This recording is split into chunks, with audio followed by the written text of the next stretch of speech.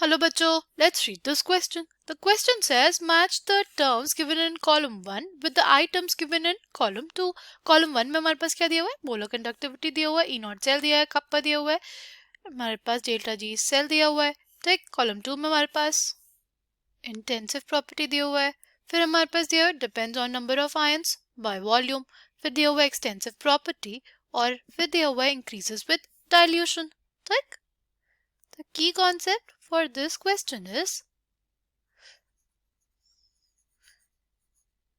extensive and intensive properties. अगर हम लोग बात करते हैं extensive and intensive properties की,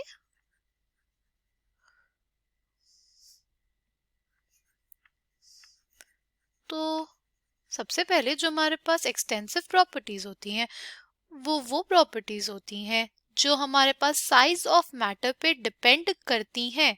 ऐसी प्रॉपर्टीज जो हमारे पास साइज ऑफ मैटर पे डिपेंड करे उनको हम लोग बोलते हैं एक्सटेंसिव प्रॉपर्टीज, और जो प्रॉपर्टीज हमारे पास साइज ऑफ मैटर पे डिपेंड नहीं करती उनको बोलते हैं हम लोग intensive properties.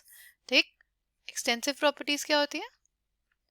Extensive properties depend extensive properties depend on the size of matter. ठीक है, इस पे डिपेंड करती है, साइज ऑफ मैटर पे डिपेंड करती हैं. तो एक इनका एग्जाम्पल क्या हो जाएगा? इसका एग्जाम्पल हमारे पास हो जाएगा हमारे पास मास, फिर हमारे पास वॉल्यूम, फिर हमारे पास जो भी फॉर्म्स ऑफ एनर्जीज होती है हमारे पास, एंथैल्पी, एंट्रोपी, ये सब हमारे पास क्या है? एक्सटेंसिव प्रॉपर्टीज हैं. ठीक, नेक्स्ट हमारे पास intensive properties. Intensive properties are those properties which do not depend on the size of matter. इसका एग्जाम्पल क्या हो जाएगा हमारे पास? इसका एग्जाम्पल हमारे पास हो जाएगा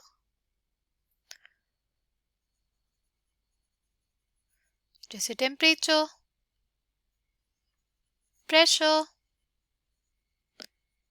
कैसे हम लोग बोला इन दोनों को हमने इंटेंसिव प्रॉपर्टीज? देखो ऐसे बोल सकते हैं कि सपोज हमारे पास क्या एक बड़ी सी बकेट है. ठीक, ये बड़ी सी बकेट है और हमारे पास अगर इससे ट्रांसफर किया हमने पानी एक छोटे से बकेट में, तो क्या हमारे पास इस पानी का टेम्परेचर चेंज हो जाएगा? नहीं होगा ना. इसीलिए हम लोग बोलेंगे कि हमारे पास जो टेम्परेचर इंटेंसिव प्रॉपर्टी होता है, ठीक है, जो टेम्परेचर होता है हमारे पास वो एक इंटेंसिव प्रॉपर्टी है. वो साइज ऑफ मैटर पे डिपेंड नहीं करता है, चाहे वो बड़ी बकेट हो. अगर बड़ी बकेट से छोटी बकेट में ट्रांसफर किया पानी तो हमारे पास पानी का टेम्परेचर सेम रहा. वैसे अगर इसको समझना चाहे तो हम लोग ऐसे समझ सकते हैं कि एक रूम है हमारे पास. ठीक, ये जो रूम है इसको हमने दो पार्ट्स में डिवाइड कर दिया.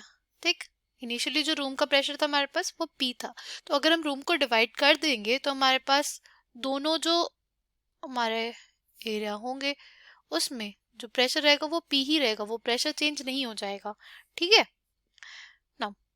अगर हम लोग बात करते हैं डेल्टा जी की, तो डेल्टा जी क्या है? डेल्टा जी हमारे पास एक एक्सटेंसिव प्रॉपर्टी है.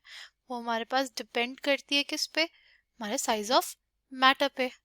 ठीक, और जो ई नॉट सेल है, जो हमारे पास ई नॉट सेल होता है वो हमारे साइज ऑफ मैटर पे डिपेंड नहीं करता, वो एक इंटेंसिव प्रॉपर्टी होता है. वो कैसी प्रॉपर्टी है?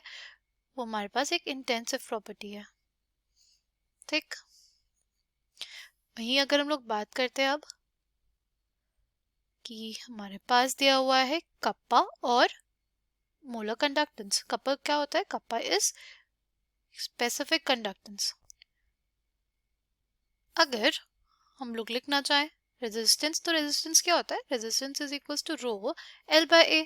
ठीक, वैसे ही अगर हम लोग कंडक्टेंस के टर्म में लिखना चाहे तो 1 by rho is equals to 1 by R हो जाएगा एल बाय ए. ठीक, 1 बाय रो को क्या लिखते हैं हम लोग? 1 by rho is kappa, 1 by R हो जाएगा हमारे पास कंडक्टेंस L बाय A। ठीक, तो बेसिकली अगर हम लोग को डिफाइन करना हो, नेक्स्ट अगर डिफाइन करना हो हमें स्पेसिफिक कंडक्टेंस को, तो हम लोग ये बोलेंगे specific conductance is basically the conductance of 1 centimetre cube of a conductor. ठीक, फिर हम लोग बात करते हैं मोलर कंडक्टेंस की। जो मोलर कंडक्टेंस होता है ना हमारे पास, वो हमारे पास होता है molar conductance is basically equals to 1000 into kappa by molarity. Okay, और जो मोलर कंडक्टेंस होता है हमारे पास वो इंक्रीज करता है ऑन डाइल्यूशन। क्योंकि क्या होगा? क्योंकि अगर हम लोग डाइल्यूशन करेंगे तो हमारे पास नंबर ऑफ आयंस इंक्रीज हो जाएंगे, इसीलिए हमारे पास मोलर कंडक्टेंस बढ़ जाएगा। ठीक, coming back to the question, तो हमारे पास जो ए है मोलर कंडक्टिविटी वो मैच होगा उसका एस के साथ। फिर हमारे पास जो बी है ई नॉट सेल, वो एक इंटेंसिव प्रॉपर्टी है, वो हो जाएगा पी के साथ।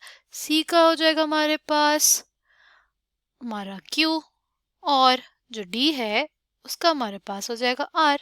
ऐसा कौन से ऑप्शन में दिया हुआ है? ऐसा हमारे पास दिया हुआ है ऑप्शन बी में, इसलिए option B will be the correct answer for this question. I hope you understood it well. Thank you and all the best.